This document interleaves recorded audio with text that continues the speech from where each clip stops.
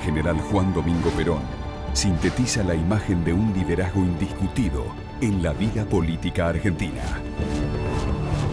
Amado y odiado, Perón fue un hombre de carne y hueso que, pese a la pasión incondicional de sus seguidores, estuvo solo en muchas etapas de su vida.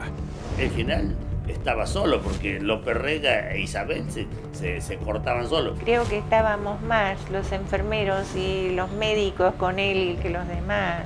Yo le digo que Perón se daba cuenta, pero le habían hecho tal cerco que no llegaban los amigos. Perón tenía desconfianza de la gente que lo rodeaba. Yo estoy seguro que tenía miedo que lo mataran. Además, él tuvo la información clara de que en Ezeiza lo quisieron matar. Él en su cuarto tenía a la derecha de la cama, en un rincón del cuarto, un arma larga.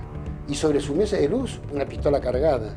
Me mira a los ojos y me dice, por las dudas, doctor, por las dudas.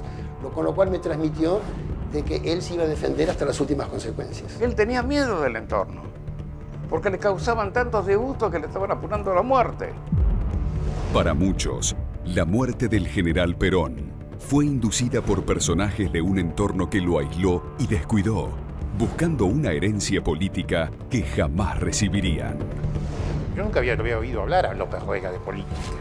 Y el argumento un poco era que Cámpora se estaba cortando solo, estas fueron las palabras. ¿Qué pasa si le sucede algo al general? Nosotros, que somos los que verdaderamente lo hemos acompañado y lo hemos apoyado todos estos años, que nos quedaríamos sin nada. Aquí había cambiado el asunto. Estos tenían poder ahí. Todos sabían que Perón se iba a morir. Él sabía que se iba a morir. Era consciente, no desconocía esa enfermedad. López se metían en todo el contorno de la vida del general, entonces también en la cosa médica. Tenía permanentemente un choque con los médicos. Los médicos decían hay que hacer tal cosa y López decía no hay que hacerlo y hacía otra. Perón me dijo que no le daban los medicamentos, que estaban apurando a la muerte. Llegaban y se encontraban con que los medicamentos que tenía que tomar no lo había tomado, porque López Rega decía que no era necesario, porque él sabía más que los médicos. Le hacían una agenda, Perón, tan exhaustiva, tan exigente, que obviamente le iba perjudicando, digamos, cada vez iba a estar peor. Tratábamos de que el entorno no lo agobiara tanto con tantas cosas en su agenda. Sin embargo, siempre tuvo una agenda muy tupida que no podía responder. Físicamente ya no podía responder. La intención era matarlo, terminar con la vida de él. Quien diga lo contrario miente. A Perón lo mataron. Esto es lo que yo le digo. Lo mató el entorno. Así, deteriorado y en soledad, el león herbívoro libró su última batalla. Tras su exilio en República Dominicana, Panamá y Venezuela, el 5 de enero de 1961, Perón llega a España, acompañado de una bailarina que había conocido en Caracas, María Estela Martínez, más conocida como Isabelita. Cuando él va a España, los lazos con Isabel se fortalecen. Se casa, da legalidad a la situación.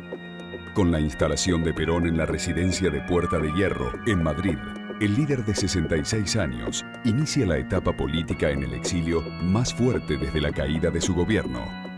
Y Madrid se convirtió en un foco que todos miraban, los peronistas por supuesto, los antiperonistas también, digamos, que se convirtió en una suerte de autoridad paralela. En los primeros años, junto al general, Isabelita fue una figura decorativa, pero en 1965, por indicación de Perón, Isabel viaja a Buenos Aires y en ese viaje Isabel conoce a José López Rega, un ignoto ex policía que años después se convertiría en el brujo y fundador de la AAA. Estaba cuidando la puerta de la habitación de Isabelita Jorge Omar Corbacho, un suboficial que estaba a mis órdenes en el destacamento militar. Y López Rega lo conocía. Y le dijo, Corbacho, déjame entrar que quiero saludar a la señora. No podés entrar, tengo orden. Haceme la gauchada, vos me conocés, entro, la saludo y me voy. Y entró. Nunca más se despegó de ella.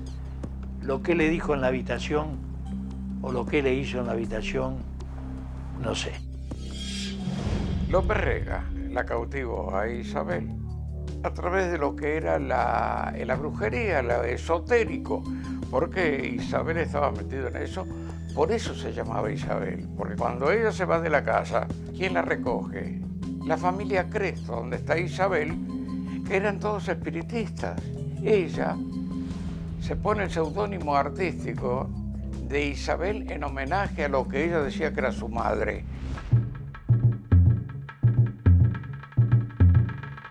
Llegó a Madrid con ella como en calidad de, te diría, de mayordomo. Perón no lo quería en la residencia, estaba viviendo en un hotel, pero fue tanta la insistencia de Isabelita que Perón no tuvo más remedio que llevarlo a vivir al chalet. Perón creo que no le tenía confianza a López Rega, confianza personal.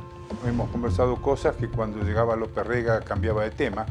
En la medida en que la salud del general se va deteriorando, este personaje va creciendo, se le va convirtiendo en indispensable para muchas cosas. A veces rozaba la maleducación, ¿no? Como de entrar en medio de audiencias.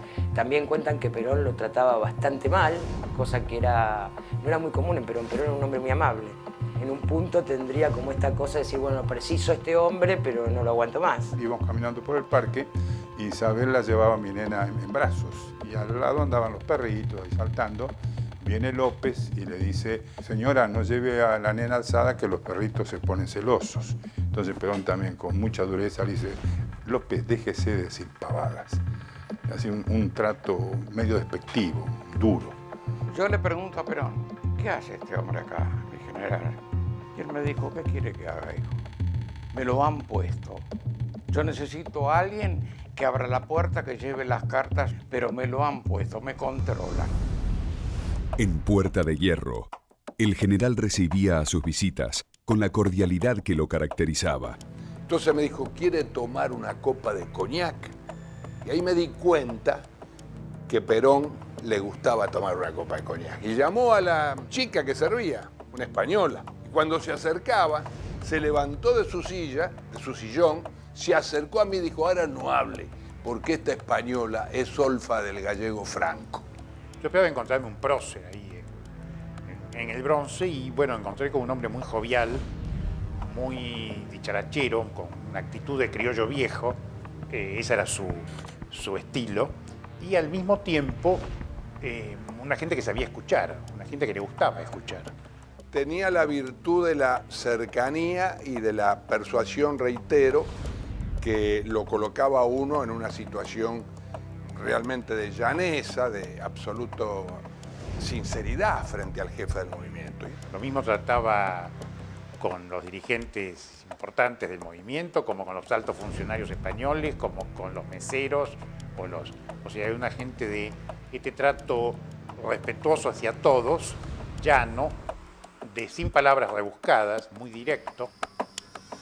Buscando el equilibrio interno, Perón alentó más de una vez a la JP y a los grupos armados como las FAP, FAR y Montoneros. El general ponía en práctica su política pendular. Hubo, de parte de Perón en los últimos años de su exilio en Madrid, una apuesta a todas las cartas. Hay que ponerse en el lugar de Perón a 14.000 kilómetros de distancia del lugar de decisiones políticas tan trascendentes, solo y sin fuerza. Perón guiñaba el ojo a cuanto tipo se le presentaba a decir vamos a derrocar la dictadura. Y esto fue lo que hizo Perón. La juventud debe saberlo y la juventud debe empeñarse en realizarlo. Por las buenas, si es posible, y si no, por las malas. Esa violencia en manos de los pueblos no es violencia, es justicia. Evidentemente hay una etapa en que Perón alienta la guerrilla urbana, comparte responsabilidades en episodios de violencia en los cuales probablemente no tuvo nada que ver. Perón era el hombre que nos daba el aliento para seguir peleando, un sentido heroico de la vida. Esto venía en Perón. Perón nos inculcaba estas cosas. En 1972, Héctor J. Cámpora, un odontólogo bonachón de San Andrés de Giles, como delegado de Perón y con buen diálogo con la izquierda peronista, que cariñosamente lo llamaba el tío, se hace cargo del operativo Retorno. El expresidente Juan Domingo Perón se ha acercado a la puerta para saludar a los periodistas argentinos y españoles que han llegado aquí a efectuar la cobertura de toda la información. Bueno, los dejo mucho. Bueno, tendremos oportunidad de saludarlo luego. Sí. Mucho gusto, hasta luego. Hasta luego, señor. Lo saludaremos después, general. Lo saludaremos después. Sí, señor. Muchísimas Cuando terminemos gracias. la reunión nos juntamos acá. Muy bien, hasta luego. Si bien cuando llegó a Puerta de Hierro López Rega cumplía el rol de un mayordomo, con la bendición de Isabelita ganó espacios, poco a poco, hasta convertirse en una suerte de secretario personal que decidía quién veía a Perón y quién no. Porque no creo que era un santo López Rega. Tenía su negocio, con todo un entorno que a él lo apoyaron económicamente para que estuviera ahí, que se mantuviera ahí, que tuviera dominio. Lo que pasa es que Perón, como todo gran hombre político, terminan creyendo que tienen más poder del que realmente tienen. A Perón varias veces se le anticipó lo de los montoneros y dijo, no se preocupen, llego a la Argentina y los conduzco. Con López le pasó lo mismo, yo sé que es de la CIA, pero déjelo, yo lo manejo. El tema es que quien no podía manejarlo bien a López Rega era Isabel. Luego de 17 años de exilio, el general regresa a la Argentina el 17 de noviembre de 1972, desde un vuelo que sale de Roma. Nadie puede escapar por un sentido natural a la sensación tremenda de volver a reencontrarse. Ellos imaginarán que en estos 17 años he estado pensando siempre en ellos. ¿Y cuál será el estado de mi espíritu cuando esa enorme contemplación y pensamiento coinciden en el preciso momento de poderlos saludar?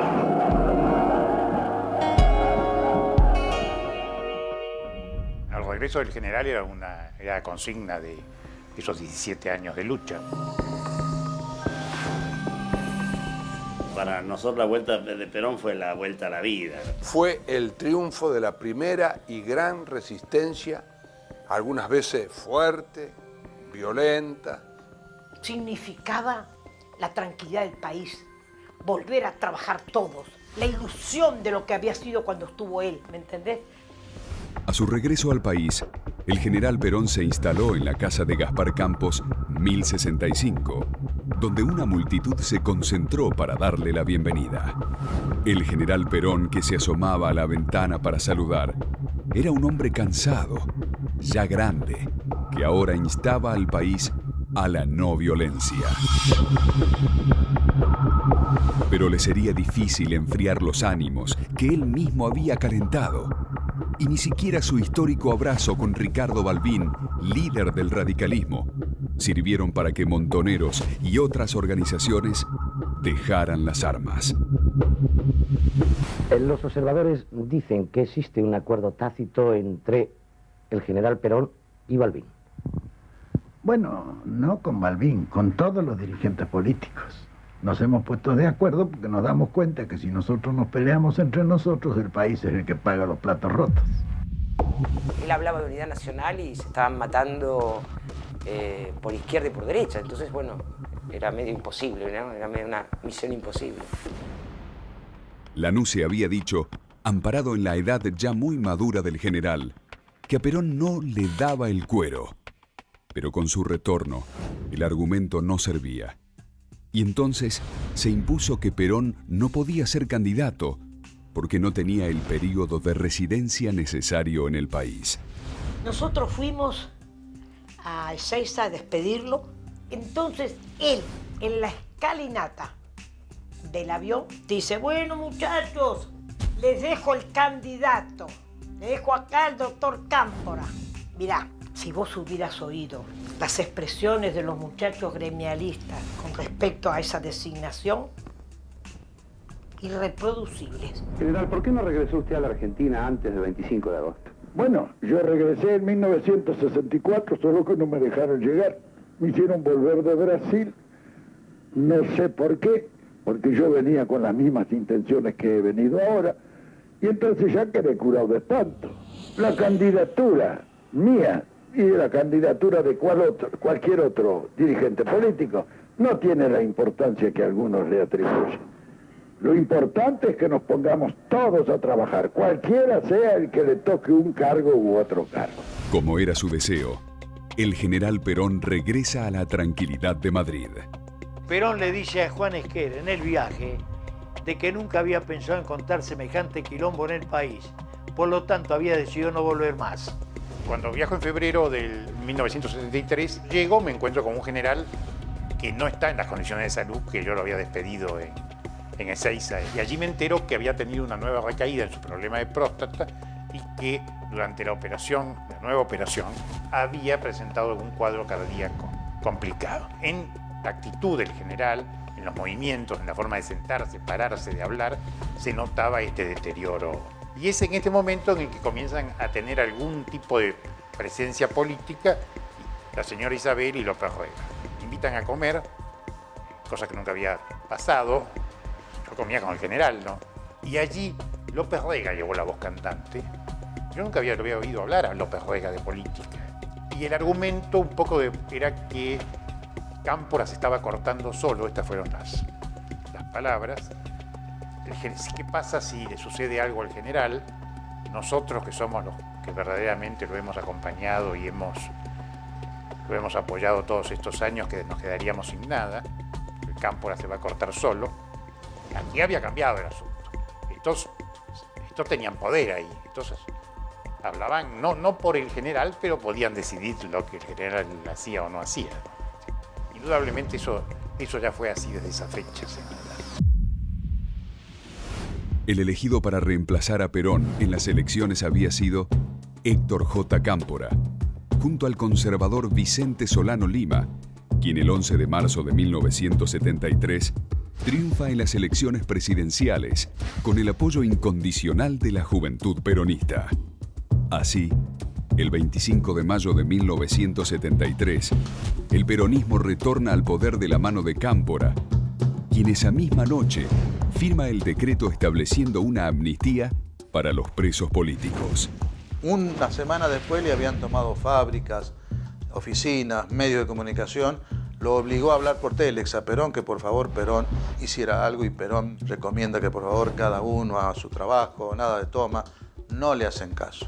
Perón sentía que todo se había descontrolado y él ya estaba grande para ponerse al frente de su proyecto nacional.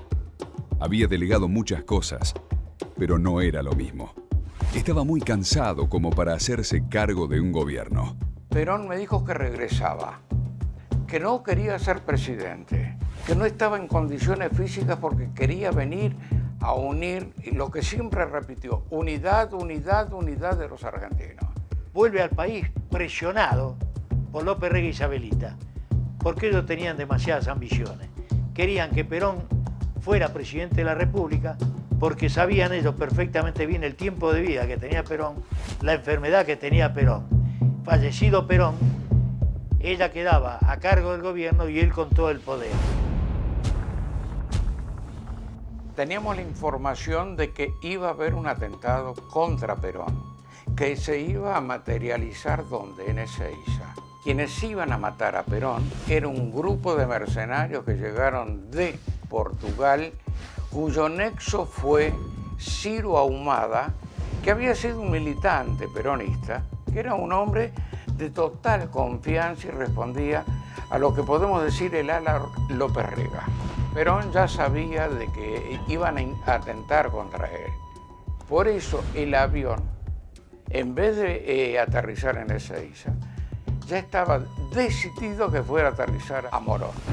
En Ezeiza se libró una de las batallas más sangrientas en el seno del peronismo.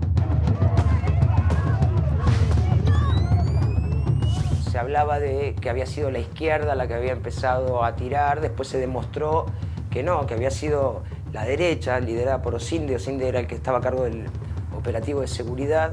Después, por supuesto, la izquierda respondió y se mataron. Fue una emboscada. Fue una emboscada. Los sectores sindicales y de la juventud del movimiento querían mostrarse ante Perón como el eje del movimiento, uno y otro. Nosotros no íbamos armados. No había instrucciones de venir armados. Sí había algunos pelotones de seguridad que tenían algunas armas cortas, no había armas largas. Nosotros las teníamos, esas armas. Hubiéramos tenido las armas como para dar un combate frente a ese palco, seguro. Teníamos hasta RPG-7, Lo podían haber volado con una bala antitanque si hubiéramos ido al combate. No fuimos al combate.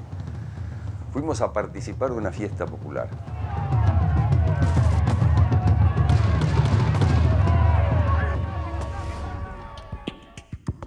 Ahí fue el momento que más mal lo vi yo.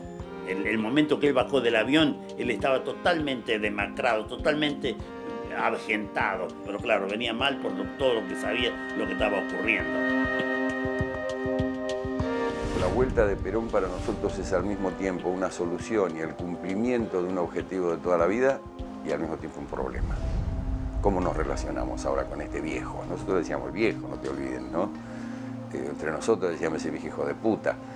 Ese viejo que nos hacía a veces trastadas terribles, espantosas, que nos perseguía a veces. Se dice de una frase que Perón habría dicho a compañeros de la juventud peronista: qué lástima que nos encontramos cuando ustedes son tan jóvenes y yo estoy viejo.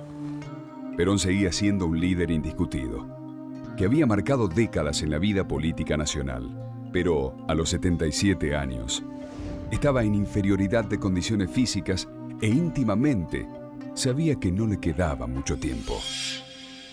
Perón, antes de venir a la Argentina, tenía estrictamente ciertas enfermedades metabólicas, es decir, una dislipidemia, un aumento del colesterol, que aumentaba los riesgos de enfermedad vascular. Tenía una claudicación intermitente por enfermedad vascular de sus piernas, lo cual también hacía pensar que pudiera tener enfermedad en otras arterias de su cuerpo. Había sido operado de un adenoma de próstata y había sido operado de un papiloma maligno de próstata, pero in situ, con buen resultado. Cada descompostura del general era un secreto de Estado. Los sucesos de Ezeiza habían dejado una marca de dolor en Perón, lo que repercutió en su corazón. El 26 de junio del 73, Perón, luego de vestirse para salir, tiene un dolor al pecho que por un electrocardiograma que realizó el doctor Carena, se diagnostica un infarto agudo de miocardio. A Perón lo encuentra lúcido, bien, no se sentía mal, no se sentía descompuesto, bajo control de su situación. Él mismo le da instrucciones de que quiere ser tratado en ese domicilio porque tiene temor de ir a cualquier otro lado. Veníamos del lío de Ezeiza de una semana antes y él quiere quedarse para ser tratado dentro de Gaspar Campos. Pese a ser un secreto guardado bajo 7 llaves, luego de este incidente los doctores españoles Puigbert y Flores Tascón enviaron desde Madrid la historia clínica de Perón y ahí se supo que el primer infarto lo había tenido el 17 de noviembre por la emoción de regresar al país tras un largo exilio. Era tal el grado de inseguridad que se sentía en ese momento en la Argentina por las circunstancias políticas que se estaban viviendo en la calle, que él en su cuarto tenía a la derecha de la cama, en un rincón del cuarto, un arma larga y sobre su mesa de luz una pistola cargada. Y en un momento de cierta confianza yo le pude preguntar por qué y me contestó muy claro, me mira a los ojos y me dice: por las dudas, doctor, por las dudas. Con lo cual me transmitió de que él se iba a defender hasta las últimas consecuencias. Yo estoy seguro que tenía miedo que lo mataran. Además, él tuvo la información clara de que en Ezeiza lo quisieron matar. La relación entre Perón y Cámpora se había deteriorado mucho. Sectores militares y del justicialismo, con fuerte incidencia de sindicatos como la UOM, le decían a Perón que Cámpora era manejado por la izquierda peronista. Yo pude observar, porque como yo estaba en el cuarto con el general Perón y él veía el noticiero, el anuncio del presidente Cámpora de ir a visitar a Gaspar Campos, la entrada a Gaspar Campos que se veía por televisión, la estábamos viendo el general Perón desde su cama y yo desde la silla que estaba sentado a 2 metros de él, y después la salida al cabo de una hora y media del presidente Cámpora a la calle anunciando que había estado con el general, y al cuarto donde nosotros estábamos no había entrado nunca. Eso le hacía Perón, no lo recibía, lo humillaba, lo dejaba esperando. Empezó a tomar como una distancia de él y a criticarlo a sus espaldas. Empezó a hacer lo que hace alguien que te quiere destruir. Y esto fue toda una larga campaña de López Rega para tratar de mellar el poder de Cámpora y crecer ellos frente al general y apresurar lo que estaba en la lógica de las cosas, que el general fuera presidente, porque yo creo que López Rega tendría temor quizás de que el general se muriera todavía siendo el doctor Cámpora presidente, y qué iba a ser de él. Cuando a Perón se recuperó, estando todavía en una mecedora arropado con una frazada, según me contó Cámpora, le dijo: general, ahora o nunca, tiene usted que aceptarme la renuncia, esto no va más. Y Perón no le responde nada y Cámpora entiende que es la aceptación. Con la renuncia de Héctor Cámpora a la presidencia de la Nación, la derecha peronista ganó espacios de poder con el apoyo de los sindicatos. El entorno manejado por Isabelita y López Rega presionaron para que Perón fuese el candidato. El general consultó a sus médicos personales, los doctores Pedro Cosio y Jorge Tayana, y les pidió que fuesen sinceros con él. Hubo una charla previa a la elección de la fórmula Perón-Perón, en la cual el general interrogó directamente, frontalmente a los médicos, y el doctor Tayana fue especialmente reticente. Y ante la exigencia de Perón, dio una opinión negativa. Dijo: la verdad, yo creo que usted no debería ser presidente. Perón les tomó los antebrazos a los dos médicos y le dijo: nadie escapa a su destino. El 18 de agosto de 1973, frente al Consejo Justicialista, el general Perón acepta ser candidato a la presidencia en la fórmula Perón-Perón. Pero íntimamente se sentía viejo y cansado y quería regresar a Madrid, más precisamente a la tranquilidad que le ofrecía Puerta de Hierro. Yo pienso que él no deseaba ser presidente. Él me manifestó privadamente a mí: ¿será posible que el argentino, yo un argentino más joven, que pueda ser presidente? Yo he venido acá solamente para la macropolítica y para cada tanto poder volver a España a descansar un poco. Yo creo que lo que él vio, que era que la situación era tan grave, que bueno, que tenía que hacerse cargo, y él sabía que si se hacía cargo de la presidencia se le cortaba la vida. Él sabía que se iba a morir, sin duda que sabía, y jugó hasta el final. En las elecciones más amplias de la historia, el 23 de septiembre del 73, Perón gana la presidencia con el 63% de los votos. La tendencia pierde terreno frente a López Rega. Montoneros entonces planifica el operativo Traviata y la víctima sería nada menos que el secretario general de la CGT, José Ignacio Rucci. La muerte de Rucci fue uno de los grandes golpes que sufrió Perón. Era amigo de Rucci, lo consideraba un hijo y le decía hijo. Las exigencias del poder aceleran el deterioro de la salud del general, ahora con un agravante. López Rega se interpone entre los doctores Cosio y Tayana y Perón queda aislado de sus médicos.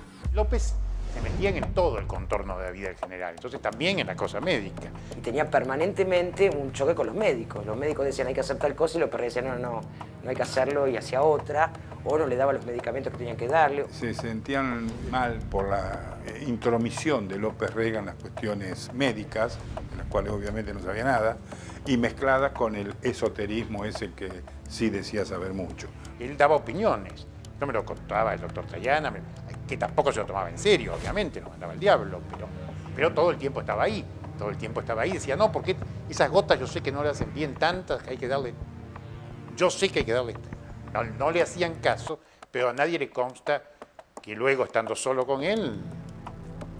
El doctor Carena contaba de que efectivamente llegaban y se encontraban con que los medicamentos que tenía que tomar no lo había tomado, porque López Rega decía que no era necesario, porque él sabía más que los médicos. Una vez lo conversé con la señora Isabel, a la cual le dije que no era posible que ese loco estuviera... Yo nunca lo tomé en serio.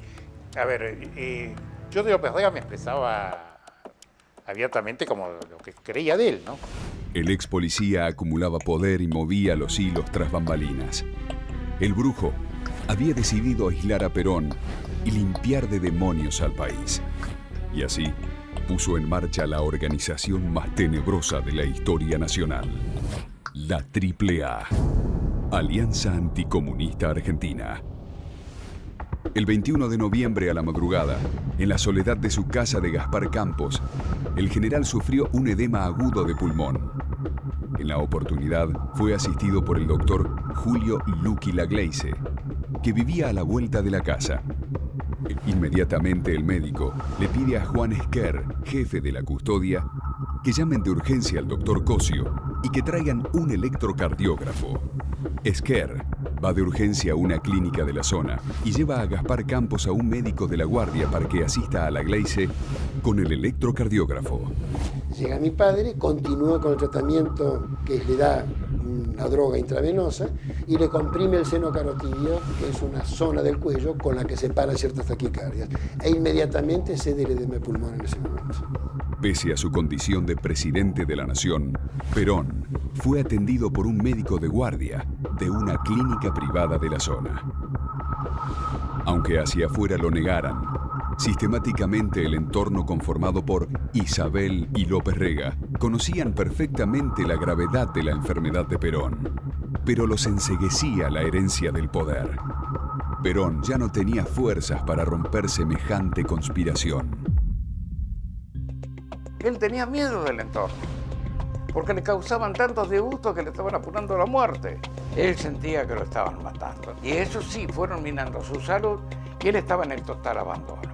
En octubre de 1973 volví a verlo y conversar con él y lo noté agobiado, más decaído. Y él era consciente que era una persona grande ya y de que, bueno, que su vida estaba al final de la vida, en el tramo final. Se quejaba por las pocas horas que podía tener, estar lúcido, que podía dedicarle. Ya el cuerpo no me responde, ya con 6 horas de trabajo estoy agotado. Estaba gastado físicamente y él me lo confesó.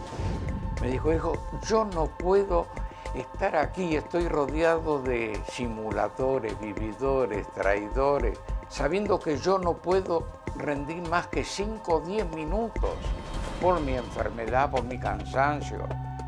Yo me tengo que cuidar, ¿para qué? Para estar acá defendiendo un poco, esperando un milagro en la República Argentina que salve nuestra revolución. A puertas cerradas, más que la medicina, se imponían las prácticas esotéricas de López Rega, con las que tenía hipnotizada a Isabel.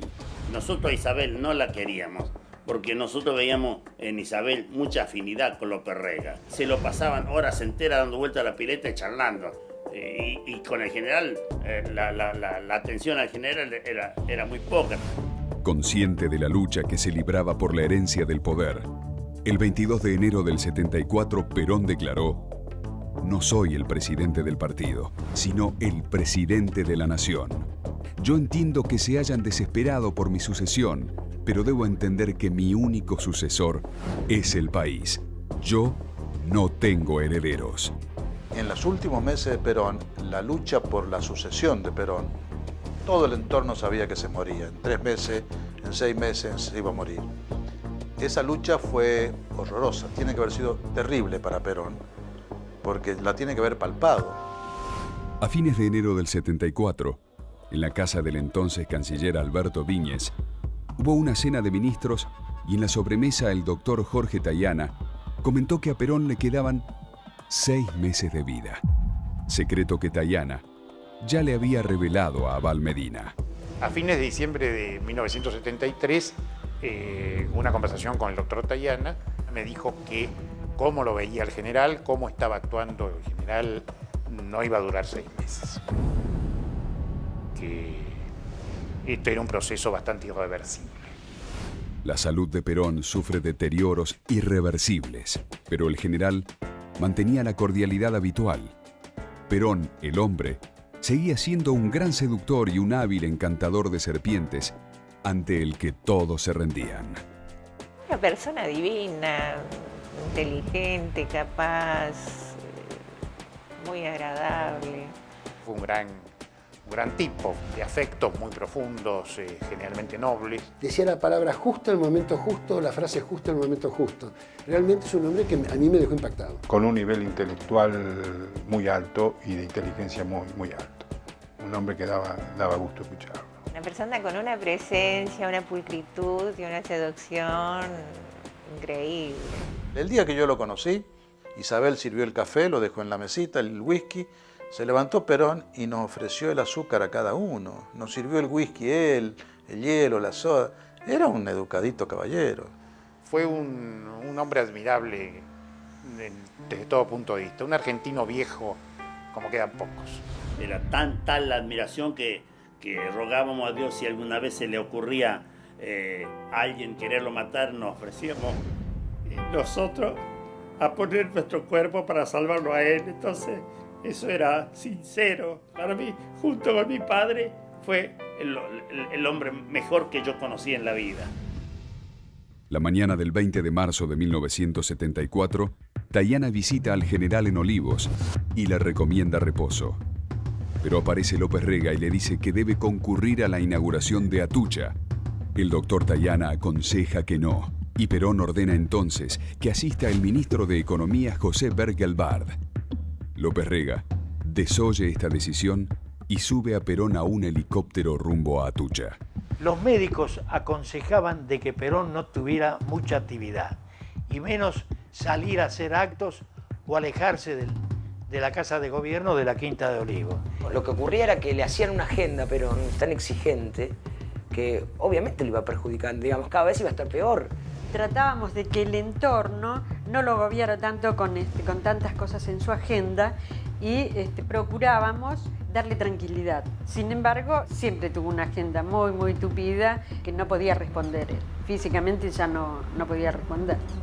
Y sin embargo lo llevaban a muchos actos, inclusive actos que él no quería ir, pero lo obligaban. Tenemos que pensar que era una persona de edad ya.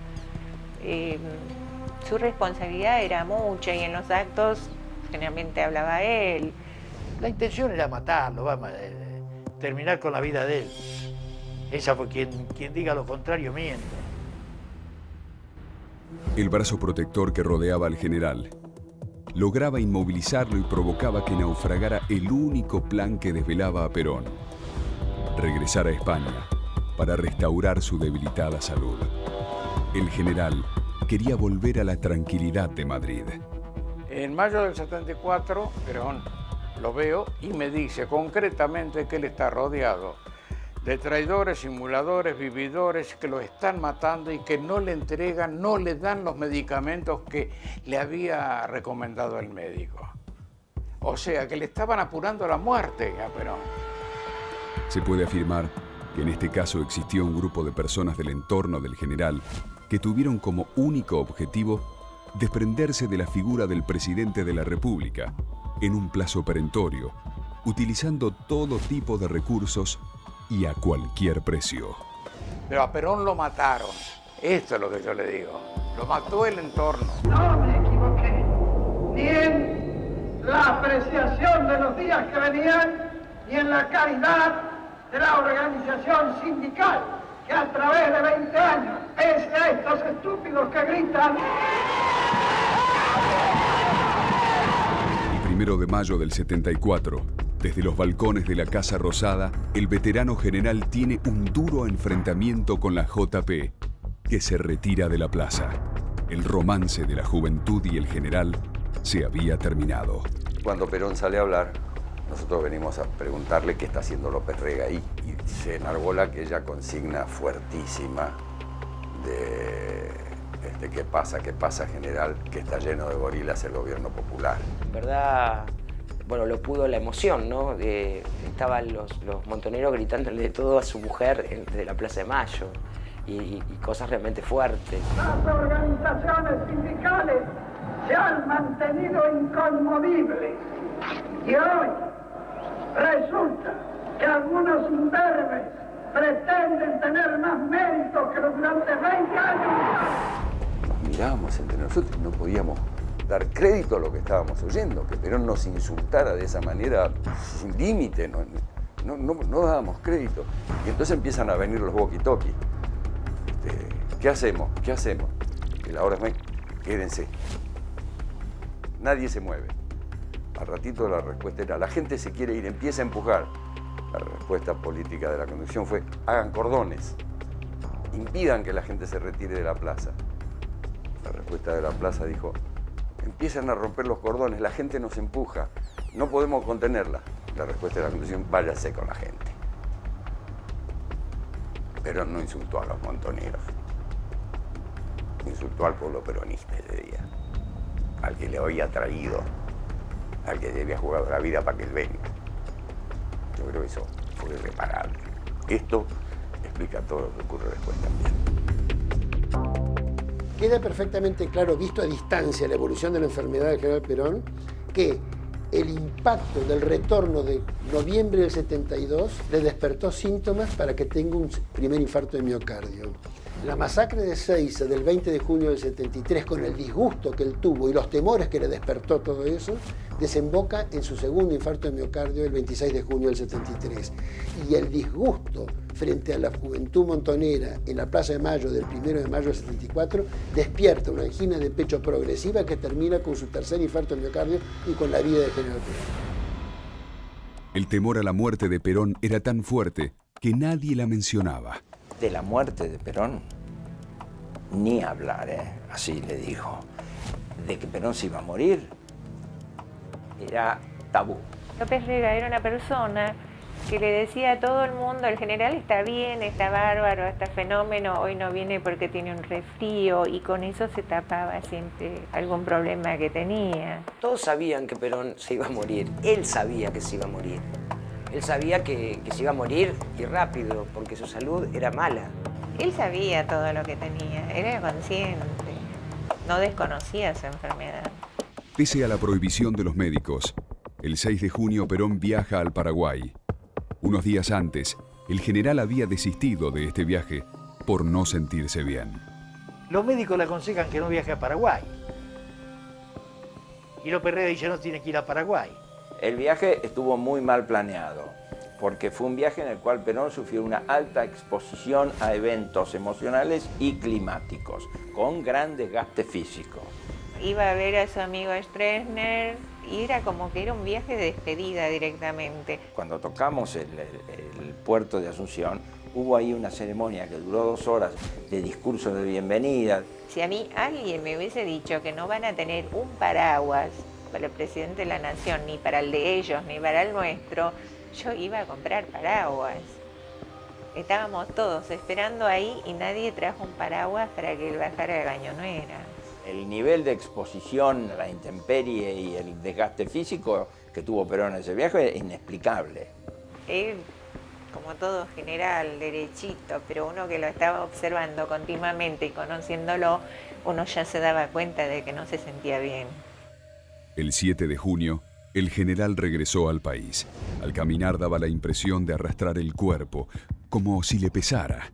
Las consecuencias médicas del viaje al Paraguay derivaron en una complicación cardiopulmonar que lo llevó a un estado irreversible.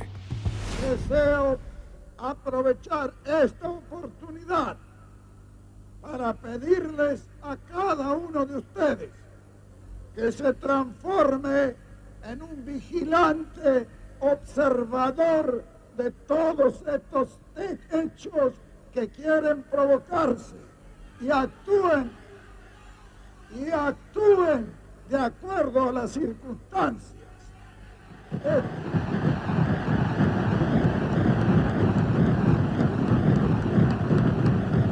A mí me impresionó mucho siempre el último discurso de Perón, ¿no? El del 12 de junio del 74, donde realmente está hasta la voz, casi no puede hablar, y se le nota, ¿no? El deterioro físico tremendo.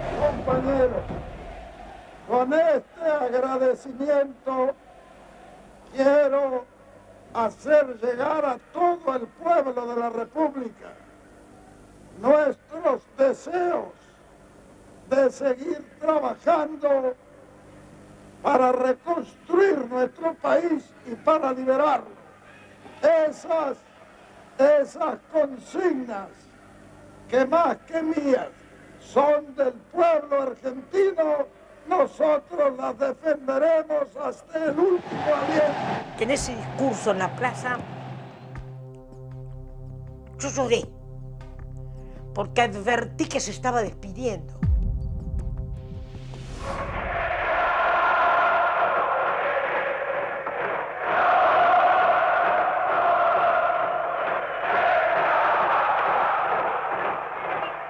Compañeros, deseo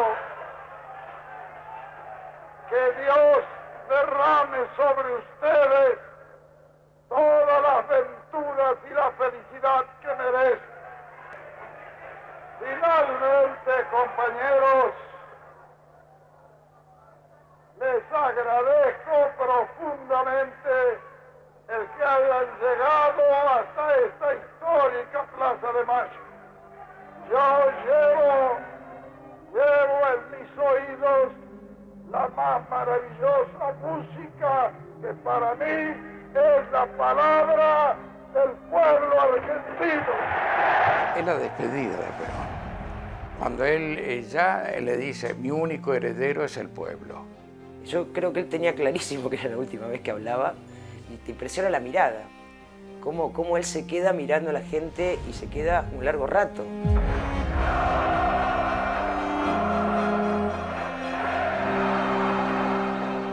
Y a partir de ese momento, es decir, 2 o 3 días después, empiezan ya sí los dolores en forma repetida, 5, 6, 7 dolores por día, ya una angina de pecho grave, repetitiva, con un dolor atrás de otro, que era la premonición de un nuevo infarto.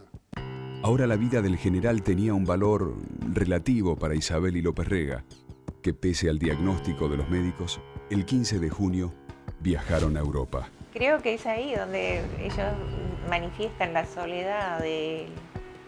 Porque en el peor momento de su vida, cuando uno se siente mal y necesita estar acompañado por alguien de sus seres queridos, estaba solo. Lo impresionante es no solo que se fue estando él mal, sino que además cuando los mandan a llamar, porque Perón tiene una crisis muy grave, y vuelve López Rega, no vuelve Isabel. Isabel regresó el 27 de junio y un día después se divulgó un parte médico firmado por Cosio y Tayana. El general Perón sufre desde hace 12 días una broncopatía infecciosa que ha repercutido sobre su antigua afección circulatoria central. El 28 de junio, la salud de Perón entra en una fase definitivamente crítica y se le transfiere el mando a Isabel. En los últimos 2 días de vida, testimonio del coronel Sosa Molina, Perón le pidió a 2 constitucionalistas que estudiaran la posibilidad de que Balbín asumiera la presidencia. Y esto estudiaron y le dijeron, general, imposible. No hay forma, no hay atajo legal y constitucional para que Balbín asuma. Y entonces Perón aceptó que asumiera Isabel. El 1 de julio de 1974, por primera vez desde su convalecencia, Perón se despertó de muy buen ánimo, consciente y muy lúcido. Ese día desayunó habitualmente y comenzamos a caminar por el salón y de repente me dice que se siente cansado y que lo ayude a acostarse. Cuando llegamos a la cama, que se sienta en la cama, me mira y me dice, esto se acabó. Entonces lo recuesto en la cama y en el momento que lo voy recostando veo que se le dan vuelta los ojos y entra en paro cardiorrespiratorio. Comenzamos a hacerle respiración boca a boca y masaje. Inmediatamente lo sacamos de la cama y lo pusimos, para hacer masaje efectivo tiene que ser sobre una superficie dura. Lo pusimos sobre el piso, estaba canalizado, canulado. Teníamos todas las drogas que había que usar y comenzó una situación de reanimación hecha en muy buenas condiciones. Estamos ubicados a 100 metros de la puerta principal de la residencia presidencial de Olivos. Se acaba de comunicar en un parte firmado por los doctores Cosio, Tayana y Liotta que el estado del presidente de la Nación, Teniente General Juan Domingo Perón, es gravísimo. Nada importaba más que Perón. Por eso, en las inmediaciones de la Quinta de Olivos, se agolpaba la gente y los periodistas en una verdadera vigilia para conocer minuto a minuto qué pasaba con la salud del general. A la hora 13 se reagravó sensiblemente el estado de salud del excelentísimo señor presidente de la Nación, Teniente General Juan Domingo Perón. Firman este parte médico los doctores Cosio, Tayana y Liotta.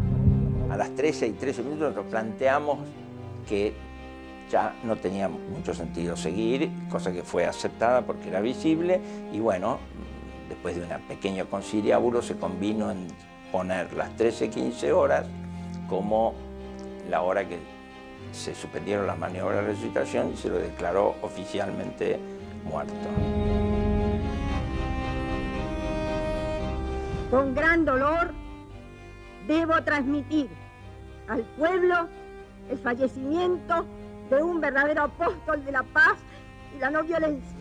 Asumo constitucionalmente la primera magistratura del país La muerte de Perón significó el desconcierto. Creó una sensación de angustia en la totalidad de la sociedad, no solamente en el peronismo. Esto es lo que a mí me extrañó y me conmovió. Fue como la desaparición del gran padre, ¿no? Era un estado de angustia total. No había consuelo. No podías hablar con nadie. Todo el mundo lloraba. El momento que nos dijeron que falleció fue terrible, que todos nos abrazamos, nos pusimos a llorar, entonces lloramos mucho, entonces sentimos que nuestro padre se había ido. Realmente creo que andábamos llorando por las esquinas porque nos sentíamos además mal, porque uno decía no pudimos hacer nada. Todo el mundo quería acercarse al cajón para darle el último adiós. En ese momento, viendo pasar esa ráfaga de lo último que era Perón, yo levanto la cabeza y me encuentro con Miguel Lizazo, el hermano de uno de los fusilados el 16 de junio. Los dos veníamos llorando a mares, llorando. Nos vimos y nos abrazamos. Y los dos dijimos exactamente lo mismo. ¿Qué va a ser de nosotros ahora que se murió este viejo hijo de puta? Los dos tuvimos exactamente, era ese viejo, pero era la protección para nosotros. Era al mismo tiempo que con quien pelearse, quien te cuidaba. La llama del hombre que había manejado 3 décadas, la vida política argentina, se había apagado. El hombre que había dividido la pasión de los argentinos entre peronistas y antiperonistas, alimentado amores y odios irreconciliables. Ese hombre que parecía invencible había llegado a su fin. Con el rostro manchado por sus pecas y el pelo tirante como un indio, Perón mantuvo una expresión mansa entre los médicos que lo habían asistido hasta su último suspiro. Y en esa expresión se llevó todos sus secretos.